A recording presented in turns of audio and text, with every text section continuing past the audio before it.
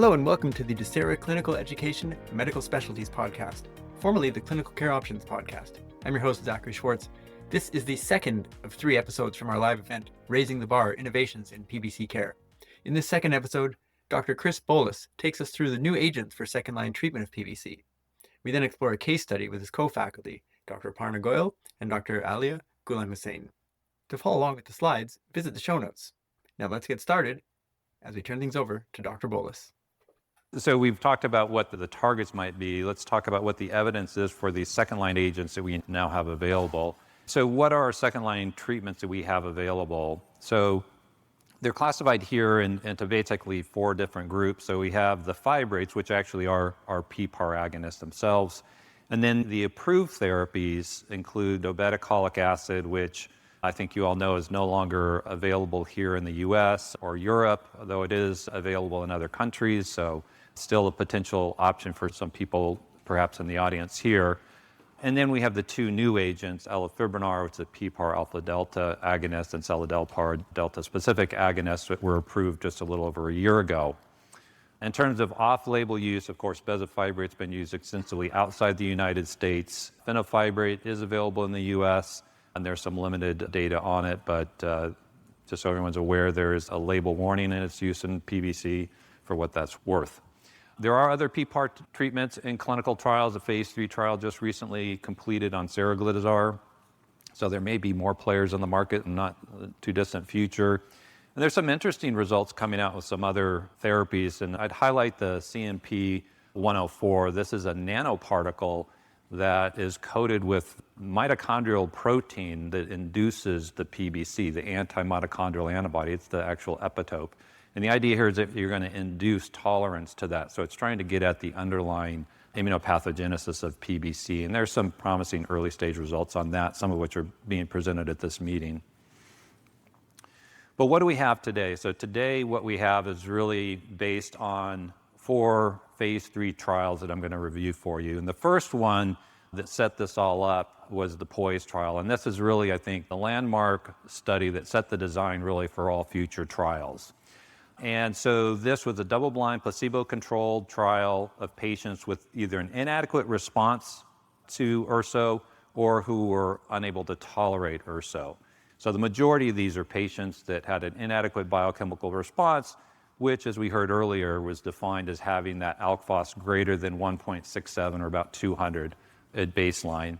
And the response criteria was to get that alkaline phosphatase below that 1.67, but it also had to be at least a 15% reduction, right? So you couldn't start just above it and then just get below. It had to be at least that.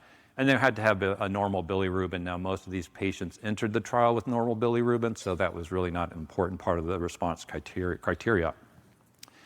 And then as you can see here, then in the double-blind phase, patients were randomized either to receive obeticholic acid at 5 milligrams with the option to titrate at month 6 up to 10 milligrams, depending on their response and their tolerability, or treated with 10 milligrams throughout, or placebo in the orange.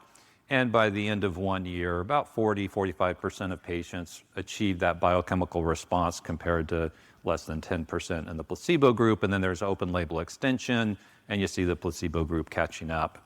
And then you look at the alkaline phosphatase changes, you can see this relatively rapid reduction in the alkaline phosphatase in the treated groups compared to placebo, and it remains durable, and that's been seen throughout. So these were the results of the OCA POISE trial that led to its approval.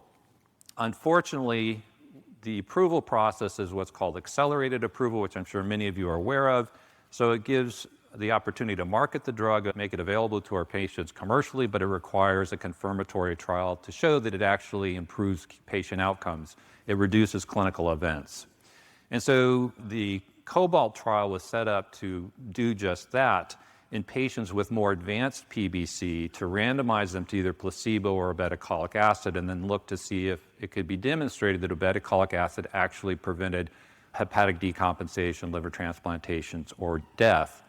However, as you can imagine, it's hard to enroll in a trial like that when you have the medication available commercially, as well as the fact that patients in the trial could be functionally unblinded by just looking at their alkaline phosphatase and seeing that it's not going down and assuming they're on placebo and then disenrolling from the trial, and that's what happened. And so the Cobalt trial was terminated due to lack of feasibility.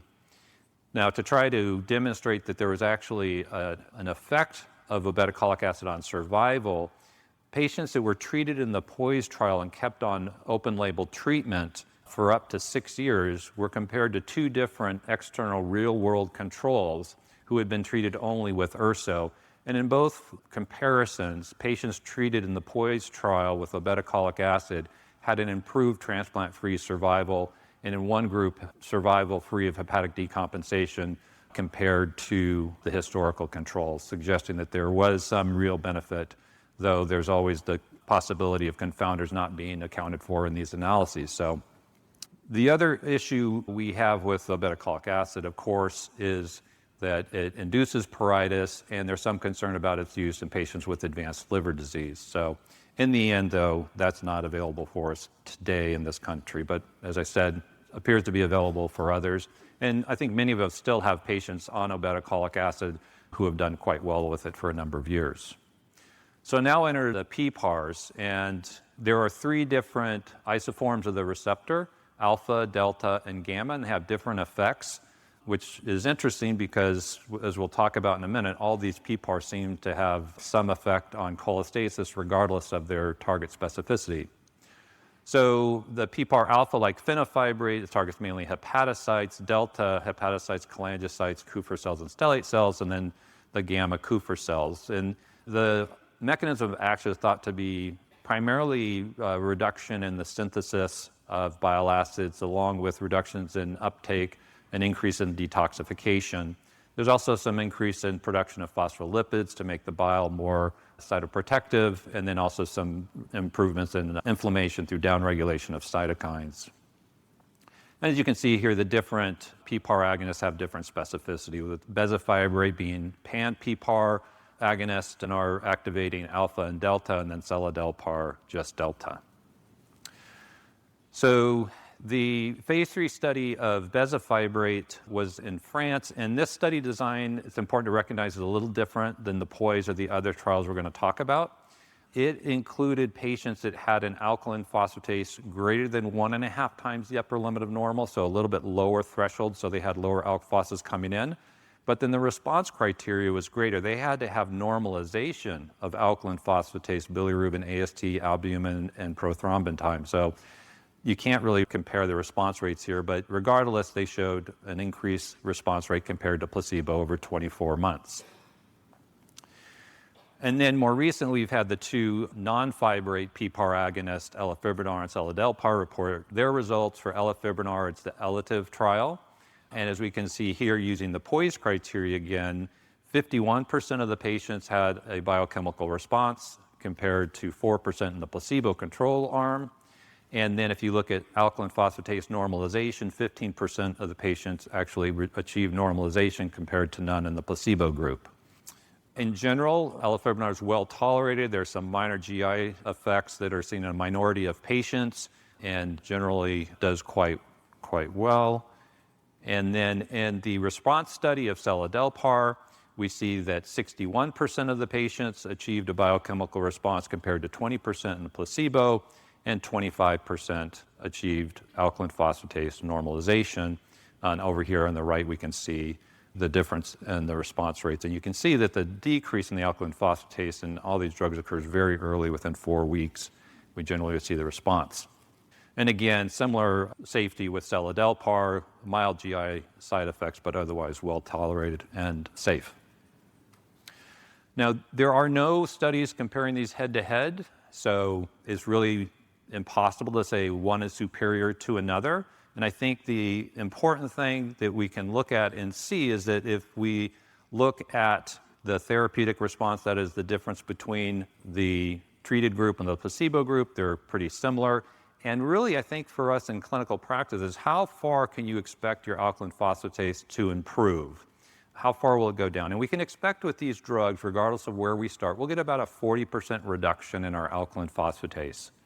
So if a patient comes in and their alkaline phosphatase is 500, I would not expect them to necessarily get normal, but even going from 500 to 250 is a big benefit for them. So while we want to get to normal, what we want to get for all our patients at the lowest alkaline phosphatase we can. And so with that, let's move on to our case number 2. This is a 54-year-old woman referred for evaluation of her PBC, of course. She's got celiac disease. She's on the same dose of urso as our other cases. But she was just diagnosed 6 months ago. She's got some mild itch using a numeric rating scale of 2 that we'll hear a little bit more about in the third talk. Some dryness symptoms, but no evidence of advanced liver disease. She's adherent to therapy, and she's got the following liver tests. So her alkaline phosphatase initially started at 500. 6 months into treatment with urso, it's down to 360. Her GGT is similarly dropped. Her bilirubin's unchanged at 1.2. Her platelets are low at 150. She had an ultrasound that shows surface nodularity, same sort of spleen size, and a liver stiffness at 7.2. So let's start with a panel discussion. I mean, I think this patient, again, if you're thinking of biochemical response, you kind of have reason to start second-line therapy. When do you start, I think, is an important question. I think, do we have to wait for 12 months? I don't think we do. My approach has generally been to talk about patients who I don't think are going to meet normalization or close to normalization pretty quickly up front. You see with the second-line therapies that responses happen very quickly. As you said, at 4 weeks, numbers will improve, and then they generally improve a little bit more, but are sustained at this low level, right? So in the patients that with urso have elevated liver tests ongoing, I talk about the need for second-line therapy pretty quickly up front, and they may not want to start on the first time I talk about it, but I will definitely open that line of discussion at 6 months and start when they're ready thereafter. I think part of the decision about deciding when to start is second-line therapy, 6 months versus 12 months, is actually the trajectory of the ALK phos decline. So if this is 500 and you see a plateau for the last 3 months, I don't think you're going to get much more waiting 6 months. It's going to hover around there. So it makes sense to have a discussion about starting second-line therapy earlier. There's the data from global PBC about using that ALK phos threshold of greater than 1.9 times upper limit of normal at 6 months. And if you use that at 6 months, you're probably going to accurately treat 89% of your patients by starting second-line therapy earlier as opposed to waiting a year. So you can potentially use a 6-month cutoff earlier. One of the questions that came up from the audience is, especially for the trial entries that you discussed, how do you determine ursodeoxycholic intolerance, and is that just based on patient experience? Yeah, so that was basically exactly it. It was based on patient tolerance, what they reported, I should say. So there's no specific test for it. I mean, I think we've all experienced it. Certain patients come in and they describe the nausea or other side effects. Sometimes hair loss, which I'm not completely convinced is urso related, but those tend to be the two main ones that lead to intolerance. Aliya, what would you start for second-line therapy? What would I start? I mean, I think it's a discussion with patients. We have a spectrum of agents available, and it differs by center, right? So I think in this era, probably a PPAR is your first option for a second-line therapy, and then you sort of discuss pros and cons of whether you pick Elafibranor or Seladelpar. I think in general, as Chris said, you expect about a 40% decline in blood tests, and the differences biochemically between the agents I don't think in the real world will be that different.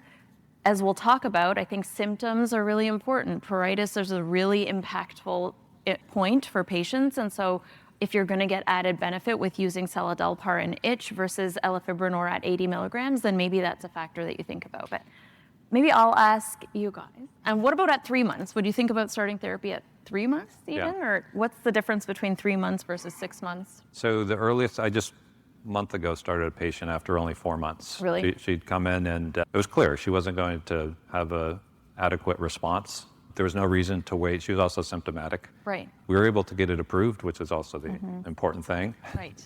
But yeah, I don't think we necessarily have to wait 6 to 12 months. You could wait to see if they plateau. There's no rush to treat it sooner. I mean, this is a chronic disease, as you mentioned. But when you have the patient in the office, how many patients do we lose at times and lose that opportunity? So to me, intervening early is more about making sure we get them on the therapy and not kicking the can down the road and then it not getting taken care of. So it's more of a practical issue than anything else. A related question is, if you don't see a response to one of the PPARs, and this is from the audience, have you switched to another PPAR, and have you been able to demonstrate a response to a different one? I think maybe thinking about patients that you might have had on fenofibrate that you might be switching over could so personally, my own experience is I have had a few patients that are on fenofibrate and discussed switching them over. Most of them are happy, so I've not done that. Or they've chosen not to do that, I would say. And they've all responded well to the fenofibrate at the time, so. I agree, but these are like real world questions that are going to emerge, right? And so global PBC is amazing in what they've been able to capture across the globe. And even the FIOCA study, right, has shown that there is dynamics in what patients are treated with over time. And I think we'll learn more about what patients that are switched between PPARs and patients that come off FXR agonists and move to PPARs over time. So personally, I have not switched anyone unless they're having intolerance or there's a reason they're doing poorly or there's a reason to switch. But I think that that's going to be a really important real world question. And it does seem that you might get a little bit better improvement in the alk-phos there, but there's no downside to it. Right. So if your patients are on OCA and they need to switch, there's probably no downside to it. The so-called like treatment experienced patient, right? Yeah, exactly. Thank you to our faculty and many thanks to you, our listeners, for joining us. To hear the other episodes in this program, Innovations in PBC Care, or to follow along with the slides, click the link in the show notes. And to get access to all of our new podcasts, subscribe to the DESERA Clinical Education Medical Specialties channel on your favorite player. Thank you, and we'll see you on the next podcast soon.